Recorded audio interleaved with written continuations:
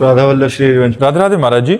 महाराज जी, मैं भक्ति मार्ग पर चलने का प्रयास करता हूं, पर जब परिवार या मित्र गलत आदतों, गलत भाषा या नाम जप का मजाक करते हैं तब मेरे मन में क्रोध आ जाता है और क्रोध नहीं आना चाहिए और जिद्द बननी चाहिए कि हम करके दिखाएंगे तुमको। हमको क्रोध क्यों आए? हमको क्रोध नहीं आना चाहिए। कोई हमारा उपहास करे तो हमें क्रोध नहीं आना चाहिए। हमें अपने मार्ग पर दृढ़ रहना चाहिए और पुष्ट होना चाहिए और बढ़िया गहरा तिलक लगाना चाहिए। हमको मजाक से क्या मतलब? अब यही तो हमारे मार्ग का महिमामय स्वरूप है कि हम उसको सहन करते हैं। हम मुस्कुरा के चल देते। वो गाली दे रहा है, हम मुस्कुरा के चलते हैं। वो हमारा उपहास कर रहा है, हम मुस्कुरा। बड़ा कौन? जो क्षमा करे। जो क्रोध करे वो थोड़ी क्षमावान बड़ा होता है। तो तुम धैर्यवान बनो, क्षमावान बनो, अपनी भक्ति को आगे बढ़ाओ। किसी के प्रशंसा से हमारी भक्ति बढ़े, वो भक्ति थोड़ी होती है। सामने वाले निंदा करे और हमारी भक्ति बढ़े, तब असली भक्ति होती है। समझ पा रहे हो? तो खूब नाम जप करो, शास्त्र स्वाध्याय करो, सत्संग करो, जिससे बुद्धि अध्यात्म को समझे और समझ करके चले।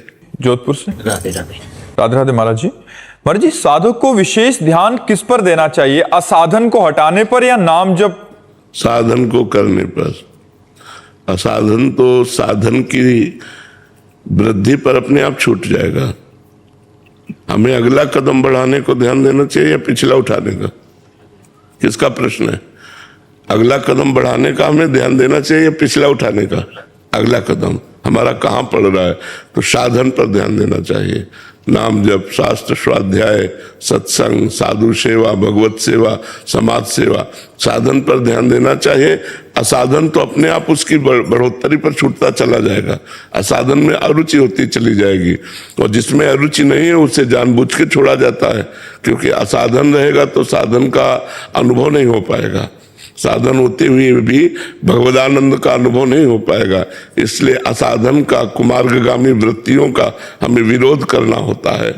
तो विरोध किससे करेंगे अगर साधन नहीं होगा? तो नाम जप नहीं होगा, अध्यात्म बल नहीं होगा, तो हम विरोध किससे करेंगे? विरोध करने का बल तो वही है जिससे हम विरोध करते हैं। तो हमें साधन पर रुचि बढ़ानी चाहिए और जो वृत्तियां साधन में लग जाती हैं तो वो पवित्र हो जाती हैं, तो असाधन में लगी वृत्तियों पर वो हावी हो जाती है। और जब हमारी वृत्तियां पवित्र नहीं होती तो अपवित्र वृत्ति थोड़ी बड़ी पवित्र वृत्ति पर हावी होकर गलत आचरण करा लेती है। इसलिए हमें साधन पर ध्यान देना चाहिए, खूब नाम जप करना। नाम जब ध्यान करते हो महाराज, कभी कभी संतुष्टि आ जाती है, वो गलत है ना? हाँ, गलत है। संतुष्टि नहीं आनी चाहिए और लगता है कि अब भूने लग गए। हाँ, नहीं, ये संतोष मतलब ठीक नहीं है। भजन में संतोष ठीक नहीं, भजन में असंतोष बढ़ना चाहिए। हाँ, जब शरीर को रद्दी कागज बना दे तब भजन का रंग समझे। जैसे रद्दी कागज से कोई मतलब नहीं रह जाता ना, ऐसे इस शरीर से कोई मतलब न रह जाए। गर्मी, सर्दी, बरसात, ठंडी, मान अपमान, लाभ हानि, दुख सुख सब सह रहे और खूब भजन करे, तब परमात्मा प्राप्ति होती है। समझ रहे? गुप्ता जी, जौनपुर से। राधा वल्लभ श्री हरिवंश। श्री हरिवंश महाराज जी। महाराज जी, शास्त्र कहते हैं कि जीव नित्य दास है, परंतु अनुभव में ये भाव स्थिर क्यों नहीं हो पाता? क्या ये अहंकार की सूक्ष्म अवस्था है? साधना की देहाभिमान के कारण ये बात अनुभव में नहीं आती। देहाभिमान जब तक साधु संग नहीं होगा, जैसे कहते हैं ना, ऊंट पहाड़ के नीचे आता है तो उसे पता चलता है कि हमारी ऊंचाई कुछ नहीं है। ऐसे ही जब हम संत महापुरुषों के चरित्र पढ़ते हैं, संत महापुरुषों का संग करते हैं, तो हमारा अहंकार नष्ट हो जाता है। संतों की चरण रज से हमारा अहंकार नष्ट। रहु गणित तत्तपसा न याति, न चेज्या न निरपणात् गृहाद्वा, न छंदसा नैव जलाग्नि सूर्यो, बिना महत्पाद रजोभिषेकम। रहुगण, ये जो ब्रह्मबोध है या भगवत भक्ति का प्रेम है, ये तपस्या से नहीं होता, ये गृहस्थ धर्म के पालन से नहीं होता, ये सूर्य अग्नि चंद्र की उपासना से नहीं होता, ये महापुरुषों की उपासना से होता है। जब भगवत प्रेमी महापुरुषों संतों की आराधना की जाती है तो हमारा अहंकार नष्ट हो जाता है। अहंकार क्षीण होते ही हमारा जो नित्य स्वरूप है वो प्रकाशित हो जाता है। अब वो नित्य स्वरूप क्या है? वो अनुभव गम्य है। वो कोई चिदानंद वाणी तो है नहीं कि चिदानंद का वर्णन कर सके, प्राकृतिक वाणी है तो ये प्राकृतिक बात ही बता सकती है। चिदानंद का तो केवल इशारा मात्र कर सकती है। वो चिदानंद स्वरूप है, वो आत्मानंद स्वरूप है, जो मेरा ही स्वरूप है, मैं ही हूं। पर भूल करके मैंने अपने को देह मान लिया, मन और इंद्रियों के विलास में फंस गए। महाराज जी, आपका एक और प्रश्न था कि क्या वैराग्य के बिना प्रेम संभव है या प्रेम नहीं से ही नहीं, स्वतः बिल्कुल वैराग्य? संभव नहीं, बिल्कुल संभव नहीं। वैराग्य रूपी सिंहासन पर ही प्रेम प्रकट होता है।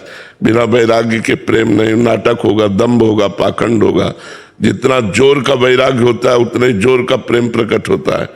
बिना वैरागी के प्रेम, आज तक किसी को देखा है क्या विषयी पुरुष को भगवत प्रेमी वैरागी? वो चाहे चक्रवर्ती सम्राट अम्बरीश जी ही क्यों न हो, आप देखिए उनके जीवन का वैराग्य।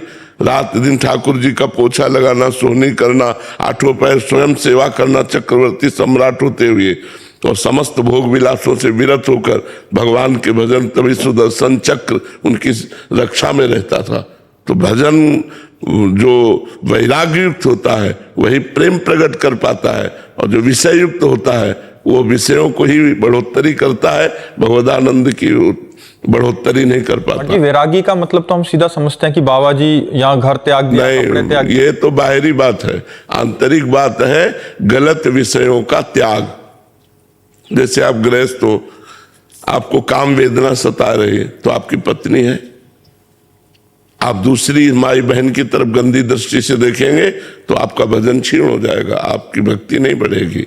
आप गृहस्थ हैं, धर्म से धन कमाइए, परिवार का पोषण धर्म से कीजिए, धर्म से चलिए और भजन कीजिए, तो वही वैराग्य युक्त भक्ति हो जाएगी। अब भोगों का त्याग विरक्त के लिए पूर्ण है, गृहस्थ के लिए धर्मयुक्त है। धर्मयुक्त विषयों को भोग करते हुए अतिथि सेवा, भगवत सेवा, समाज सेवा, नाम जप करते हुए वो भगवत प्राप्ति की तरफ चलता है। और विरक्त को पूर्ण भोगों का त्याग करके घोर वैरागी बन करके भगवत अनुराग के मार्ग में बढ़ना होता है। अमर जी, राधा वल्लभ श्री हरिवंश। श्री हरिवंश महाराज जी, भोगों में से सुख बुद्धि कैसे हटे महाराज जी? नाम जप से। नाम जप से जितना नाम जप करोगे उतना भोगों में अरुचि होती जाएगी। खुद देख लीजिएगा, खूब नाम जप कीजिए, रात दिन प्रयास कीजिए अधिक से अधिक नाम जप करने का।